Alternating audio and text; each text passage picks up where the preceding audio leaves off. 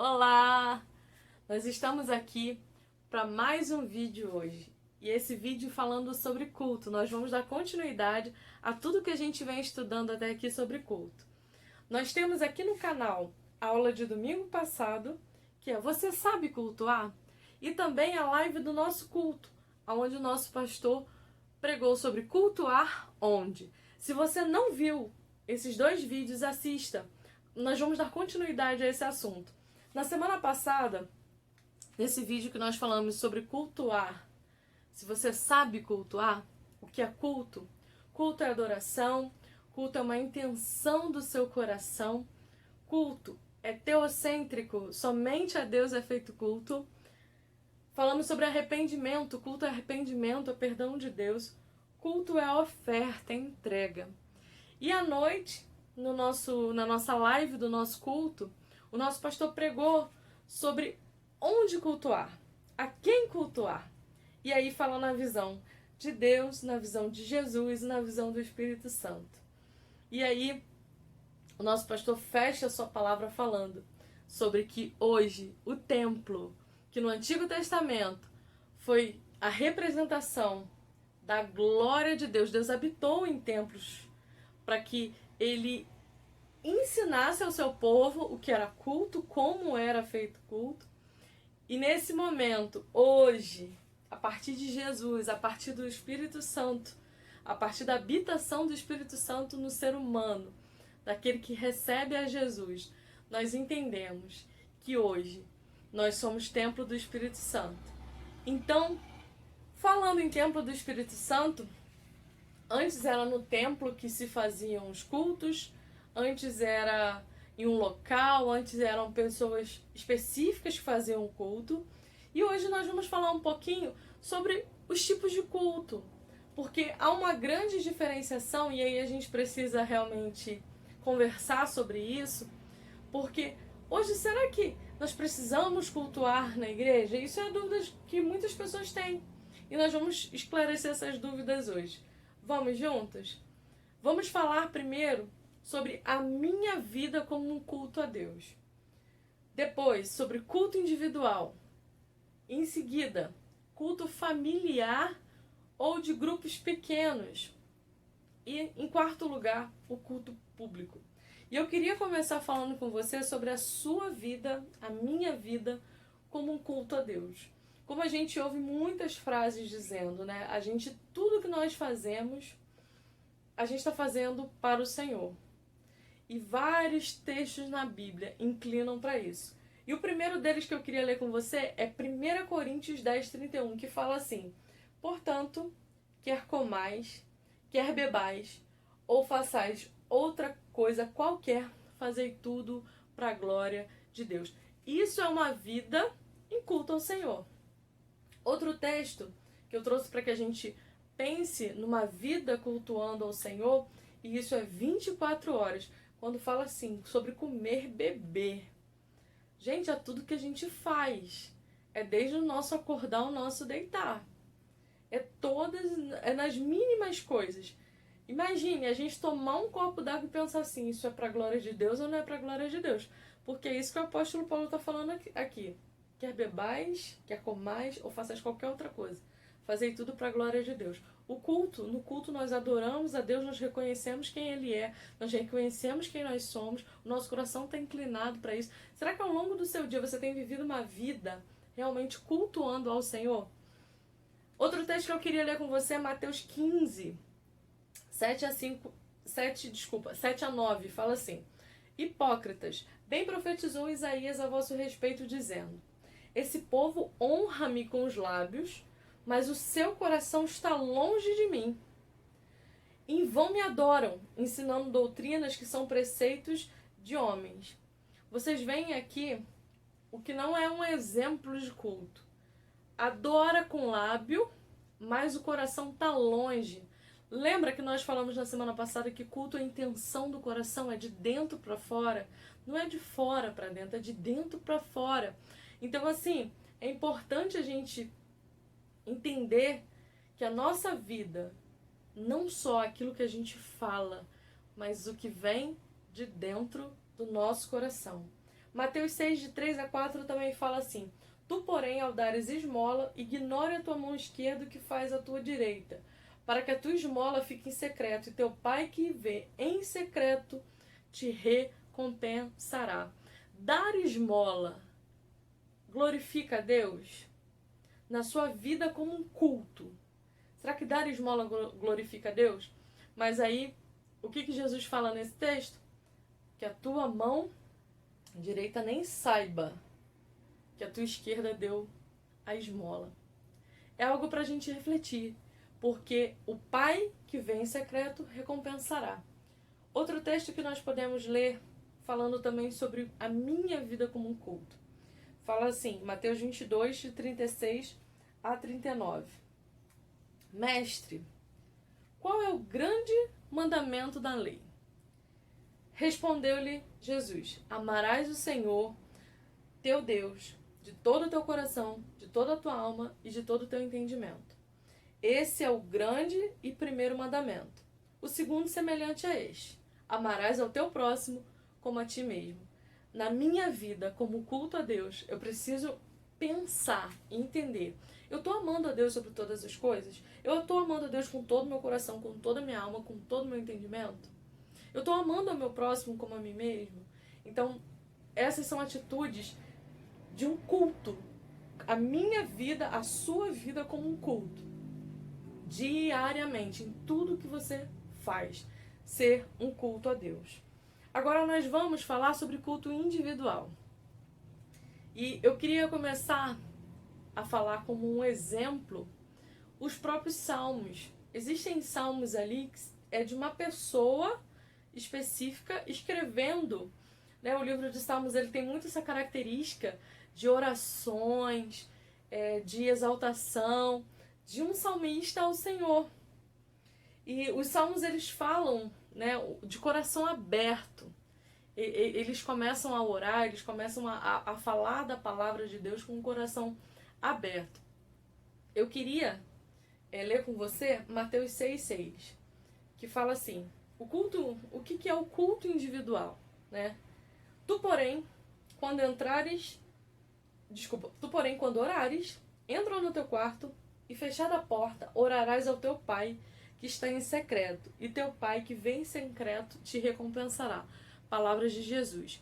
O culto individual é aquele momento onde a gente para verdadeiramente fazer os elementos do culto. A oração, a palavra, o louvor, dedicar um tempo específico a um culto ao Senhor. Eu não sei se você tem esse hábito de fazer isso por dia, de fazer isso uma vez na semana, 2 vezes na semana. O ideal é que isso fosse feito todos os dias. É aquela devocional que nós chamamos, nós podemos transformá-la no nosso culto individual. E ali orar ao Senhor. E como que Jesus fala? Entra no teu quarto, fecha a tua porta, orarás e o teu pai que te vê em secreto te recompensará. Outro texto, Jesus também falando em Mateus 6, de 16 a 18, fala assim: quando jejuardes, não vos mostrei contristados como os hipócritas, porque eles desfiguram o rosto com o fim de parecer aos homens que jejuam. Em verdade vos digo que eles já receberam a recompensa. Tu, porém, quando jejuares, unge a cabeça, lava o rosto com o fim de não parecer aos homens que jejuam, e sim ao teu pai que em secreto te vê, ele te recompensará. É incrível como algumas coisas fazem parte do nosso culto individual. Quer ver um exemplo? Um jejum ele pode ser convocado para uma igreja inteira fazer, para uma nação inteira fazer, mas o jejum é uma atitude de culto individual também. É interessante nós olharmos aqui que vão ter várias coisas que poderão ser feitas no culto individual, que poderão ser feitas no culto coletivo, no culto público, ok? Mas nem todas as coisas são adequadas para o culto público, nem todas as coisas são adequadas para o culto individual. Mas é interessante essa questão do jejum, porque ela tanto pode ser feita no culto público, quanto pode ser feita no culto individual. Então, pensem, né, quando Jesus fala tão diretamente sobre a oração, sobre o jejum, que o teu pai que te vê em secreto te recompensará. É incrível, né, como que nós olharmos para aquilo que Jesus está nos ensinando. Ele está nos ensinando a fazer o nosso culto individual. Outro texto que eu gostaria de ler com vocês é Lucas 7, 37 e 38. É um texto que foi lido também na nossa lição passada. E esse texto ele fala de um culto individual. Vamos lá? E eis que uma mulher da cidade, pecadora, sabendo que ele estava à mesa na casa do fariseu, levou um vaso de alabastro com unguento, e estando por detrás aos seus pés, chorando, regando-os com suas lágrimas, os enxugava com o próprio cabelo, e beijava-lhe os pés e ungia com unguento. Essa mulher fez um culto individual ao Senhor. Ela reconheceu quem era Jesus. Ela foi ali ungir, ela foi se prostrar, reconhecendo quem era Jesus. Uma atitude de culto individual. Outro texto que eu queria ler com você é Mateus 4, de 8 a 10. Vai falar da tentação de Jesus. Levou ainda o diabo a um monte muito alto. Levou ainda o diabo a um monte muito alto, mostrou-lhe todos os reinos do mundo e a glória deles, e lhe disse: tudo isso lhe darei se prostrado me adorares. Então Jesus lhe ordenou: retira-te, Satanás, porque está escrito: ao Senhor teu Deus adorarás e só a ele darás culto. Nesse momento, Jesus se viu numa situação individual. E ali ele não se prostrou diante de Satanás. Tanto é que ele fala que está escrito. Outra coisa que nós precisamos ter no nosso culto individual: a palavra de Deus sendo lida, sendo falada, sendo memorizada, sendo meditada por nós. É o meio pelo qual Deus fala conosco também. E aí ele fala: está escrito: ao Senhor teu Deus adorarás e só a ele dará culto. Então, no nosso culto individual, ele precisa ter Deus como centro. A gente não deve dividir, Deus não divide a sua glória com ninguém. E a gente também não deve dividir a nossa atenção com ninguém. Eu acho muito legal quando a gente ouve alguém, a gente se inspira, a gente aprende tanto com as outras pessoas, mas Deus quer você no secreto, como falou Jesus aqui. Ore em secreto, jejue em secreto. E também leia a palavra. O Senhor Deus quer se relacionar com você diretamente. Assim como ele se relaciona com várias pessoas que pregam, várias pessoas que ensinam. Isso é maravilhoso, porque cada pessoa dessa que a gente assiste, a gente também se alimenta. Mas vá direto à fonte. Você tem a fonte nas suas mãos, que é a palavra de Deus. Existe uma frase famosa que fala, né? A Bíblia é o único livro que você lê com o autor interpretando para você o que está escrito, trazendo para você as verdades, onde você consegue ali dialogar com o autor do livro, que é o próprio Deus. Então, aproveite isso que está em suas mãos, esse privilégio que você tem de se relacionar com o Senhor diretamente no culto individual. Quero falar também com você sobre o culto familiar ou os grupos reunidos em casa. Isso é considerado culto? Sim, se tem os elementos de culto, isso é um culto ao Senhor.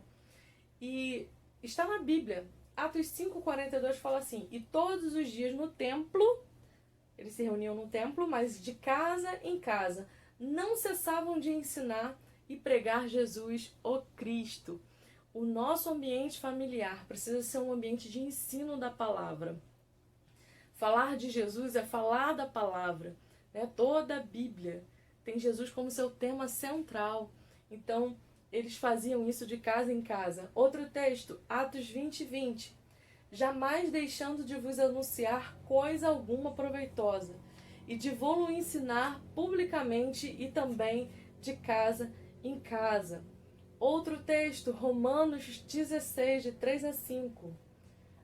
Apóstolo Paulo: saudai a Priscila e Áquila, meus cooperadores em Cristo Jesus, os quais pela minha vida arriscaram a sua própria cabeça, e isso lhes agradeço, não somente eu, mas também a todas as igrejas dos gentios. Saudai igualmente a igreja que se reúne na casa deles. Então, grupos pequenos, culto familiar, também é culto ao Senhor. 1 Coríntios 16:19. As igrejas da Ásia vos saúdam. No Senhor muito vos saúdam. Áquila e Priscila. Bem assim a igreja que está na casa deles. Novamente falando de uma igreja que se reunia na casa. Nós entendemos que nós somos a igreja do Senhor Jesus. Hoje nós somos a habitação do seu Espírito Santo. O templo aonde Deus habita não é mais de tijolos, cimento, areia, mas somos nós. Nós entendemos isso, nós aprendemos isso na palavra de Deus. Mas como cultuar ao Senhor? Cultuo com a minha vida diariamente, tudo o que eu faço. O culto individual, aquele momento que eu paro, que eu medito, e também o culto em grupo, o culto familiar. Colossenses 4,15 fala assim: saudai aos irmãos de Laodiceia e Ninfa, a igreja que se hospeda em sua casa. De novo falando de um grupo que se hospedava numa casa.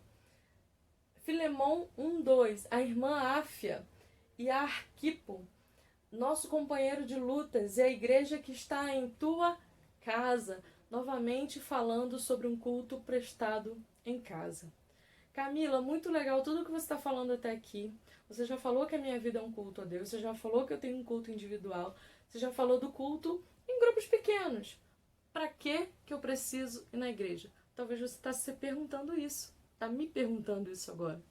E aí nós vamos falar agora o porquê do culto público, a importância do culto público.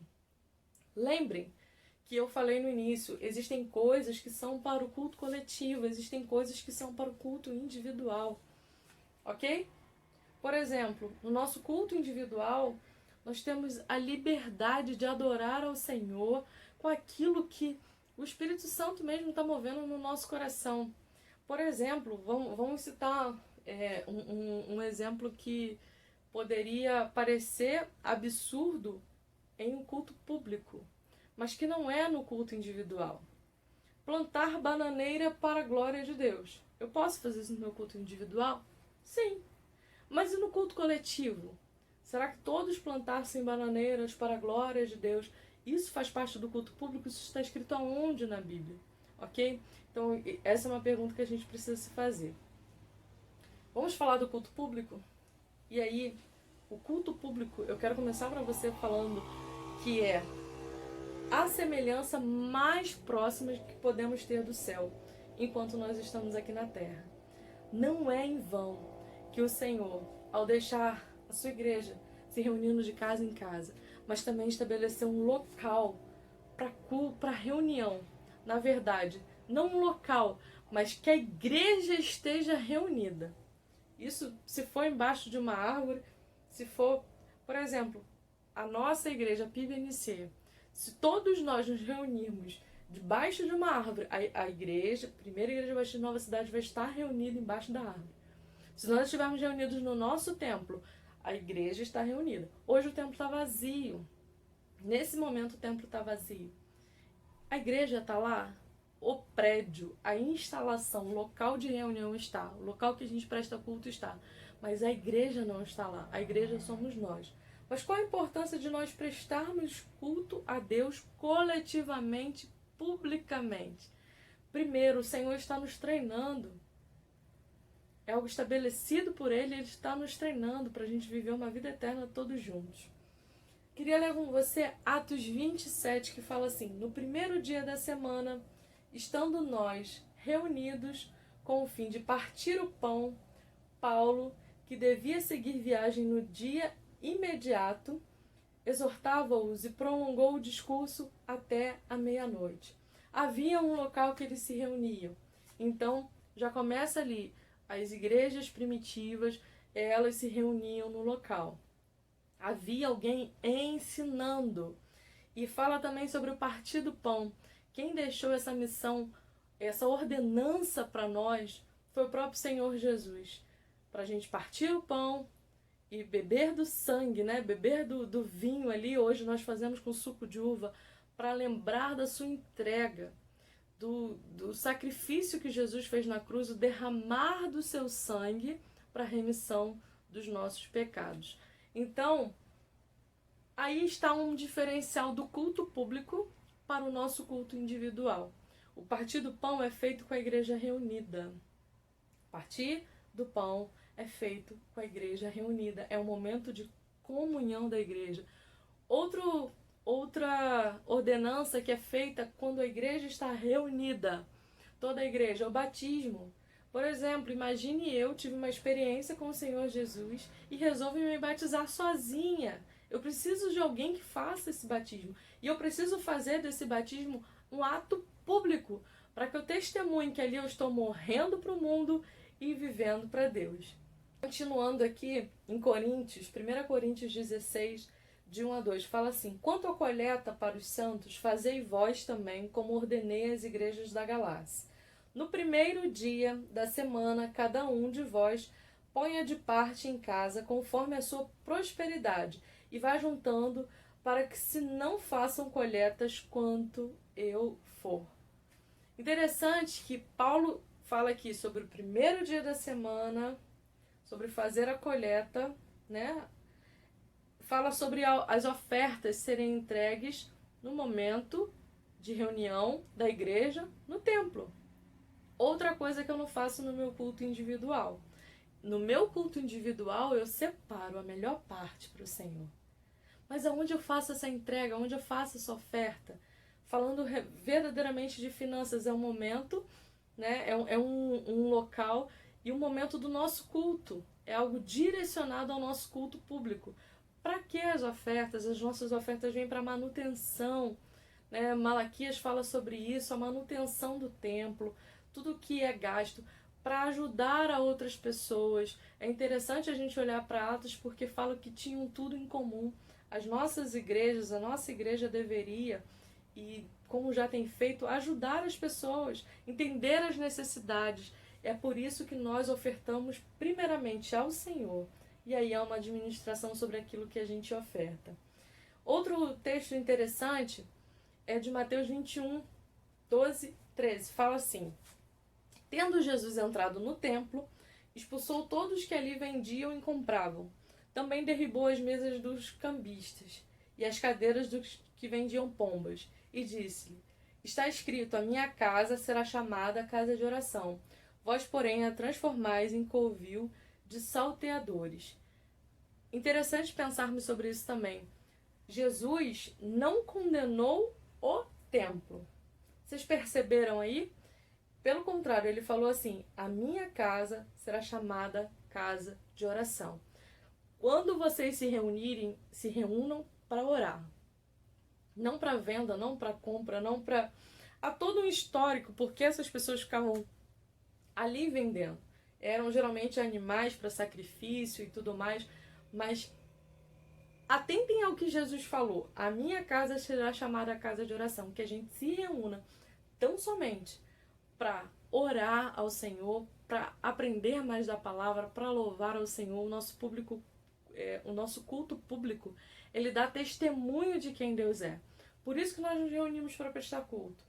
É tão interessante, pessoas tão diferentes, com criações diferentes, vindo de mundos diferentes, vindo de completamente famílias diferentes, experiências diferentes. Quando nós nos reunimos como igreja, ali é unidade. Com isso, nós testemunhamos que nós servimos a um único Deus.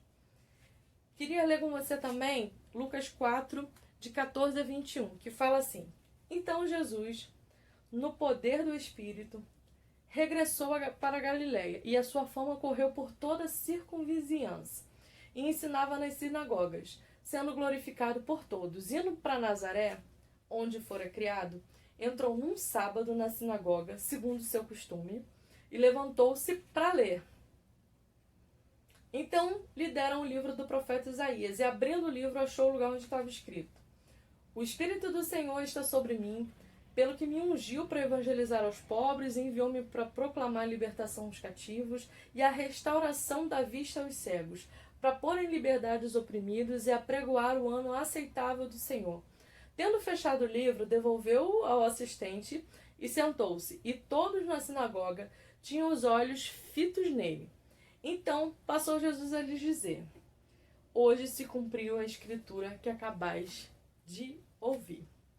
Interessante que Jesus vai ao templo, ali, fala que uma sinagoga, e ele ensinava e ele abriu a palavra e leu. Culto público. Se o Senhor Jesus viesse para falar que, não, isso não é mais importante, agora o Espírito Santo habita em vocês, vocês não precisam mais se reunir para cultuar, por que é que ele faria isso num culto público?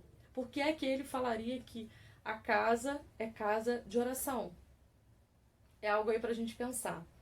Outra coisa, Mateus 6,5 fala assim: e quando orardes, não sereis como hipócritas, porque gostam de orar em pé nas sinagogas e nos cantos da praça, para serem vistos pelos homens. Em verdade vos digo que já receberam a recompensa. Outra coisa, Jesus não fala assim, não devem mais orar publicamente, não devem mais orar em pé nas sinagogas. Ele fala a postura de quem vai orar, ok? Ele fala, quando orardes, não serei como os hipócritas, porque gostam de orar em pé e tal. Ele não está falando que não é para orar em pé e que não é para orar na sinagoga. Ele está falando uma postura que a pessoa tem daquilo que ela quer receber a recompensa para ser visto pelos homens, e ela está sendo, ok? Outra coisa, a oferta da viúva pobre. Você conhece esse texto? Marcos 12, de 41 a 44, fala assim: assentado diante do gasofilácio, observava Jesus como o povo lançava ali o dinheiro. Interessante, né? Se Jesus hoje sentasse em frente ao gasofilácio, o que ele veria quando nós vamos à frente entregar a nossa oferta? Algo para a gente refletir. Continua assim: ora, muitos ricos depositavam grandes quantias. Vindo, porém, uma viúva pobre, depositou 2 moedas, correspondente a 1 quadrante. E chamando os seus discípulos, disse-lhes: em verdade vos digo que essa viúva pobre depositou no gasofilácio mais do que fizeram todos os ofertantes, porque todos lhe ofertaram do que lhes sobrava. Ela, porém, da pobreza, deu tudo quanto possuía, todo o seu sustento. De novo, falando de culto público. Ali era um momento de oferta. Nós aprendemos que culto é oferta. Imaginem se Jesus quisesse nos ensinar que o culto público não é para ser feito mais, ele não sentaria diante de um gasofilácio e falaria da oferta da mulher. Ele estava ali sondando os corações. Mas ele não falou, não façam mais isso, não ofertem mais, não se reúnam mais para isso. Não foi essa a fala de Jesus. Pelo contrário, ele falou sobre aquela mulher e que ela entregou tudo o que ela possuía. Também o texto de Mateus 4, de 8 a 10, como nós falamos, lá em cima, que somente ao Senhor teu Deus adorarás e só a Ele dará culto. Novamente falando, sobre culto. Hebreus 10, 24 a 25. É um texto bastante conhecido, mas eu queria que você prestasse atenção aí. Consideremos-nos também uns aos outros para nos estimularmos ao amor e às boas obras. Não deixemos de congregar, como é costume de alguns. Antes façamos admoestações, e tanto mais quanto vedes que o dia se aproxima. Muito interessante também, Hebreus falando que a gente não deve deixar de congregar. Que algumas pessoas deixam de congregar, mas não devemos deixar. Antes façamos as admoestações. A gente precisa se estimular ao amor e às boas obras. Como que a Bíblia está cheia de uns aos outros. Como eu falei, o culto público, viver em igreja, viver nesse mover que é a igreja, nos faz treinar para o céu. Nos faz o Senhor moldar o nosso coração uns aos outros, para que a gente vá se estimulando ao amor, às boas obras, a gente faça admoestações. Às vezes a gente entende admoestações como só chamar atenção, mas pelo contrário, é para animar uns aos outros. Então que a gente pense sobre isso, a importância dessa comunhão. A importância quando a gente não está tão bem assim, e quando a gente está nessa unidade, nessa comunhão, a gente se sente tão revigorado, tão cheio, sabe? Tão cuidado por Deus através das pessoas também. E por último, eu queria que você lesse comigo João 10, versículo 11, e depois de 14 a 16, que fala assim: eu sou o bom pastor. O bom pastor dá a vida pelas ovelhas. Eu sou o bom pastor, conheço as minhas ovelhas e elas me conhecem a mim. Assim como o Pai me conhece a mim e eu conheço o Pai, e eu dou a minha vida pelas ovelhas. Ainda tenho outras ovelhas, mas não deste aprisco. A mim me convém conduzi-las. Elas ouvirão a minha voz, então haverá um rebanho e um pastor. Com essa palavra, eu quero finalizar com você, falando da importância do culto público, a importância de você fazer parte de uma igreja. O Senhor Jesus se apresenta como bom pastor e ele fala que há um rebanho. Rebanho é coletivo de ovelha. Então não tem como uma pessoa sozinha ser igreja. O pastor, ele cuida de um rebanho.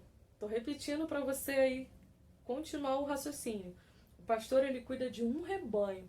Um rebanho é feito de várias ovelhas, não apenas de uma. Então essa é a importância da gente estar junto. Essa é a importância da gente cultuar ao Senhor num culto público, dando testemunho, adorando ao Senhor, dizendo que há um único Deus, todos com o coração intencionados a adorar, arrependidos e também oferecendo ao Senhor tudo que a gente deseja oferecê-lo. Bora para a revisão? Hoje nós aprendemos o que é a minha vida em culto a Deus, o que é culto individual, o que é um culto familiar ou um grupo prestando culto ao Senhor e também ao culto público. E eu quero te convidar a fazer isso na sua vida. E toda vez que você pensar que o culto público, mas eu não sei, né? Aquela famosa frase, o culto talvez não foi bom hoje. Examine se a sua vida tem sido um culto a Deus. Examine se você tem prestado ao Senhor o culto individual. Examine-se. Porque a gente reflete no nosso culto público, como igreja, como está aquela igreja. Como está você, porque você é a igreja do Senhor Jesus. Então, que você possa ser cheio do Espírito Santo. Que você possa entender a essência do culto e prestar o verdadeiro culto a Deus. Seja ele na sua vida diariamente, seja ele no seu culto individual, seja num grupo familiar ou num grupo pequeno, seja no culto público. Que o Senhor se agrade do culto que você tem oferecido a Ele. Deus te abençoe e até a próxima.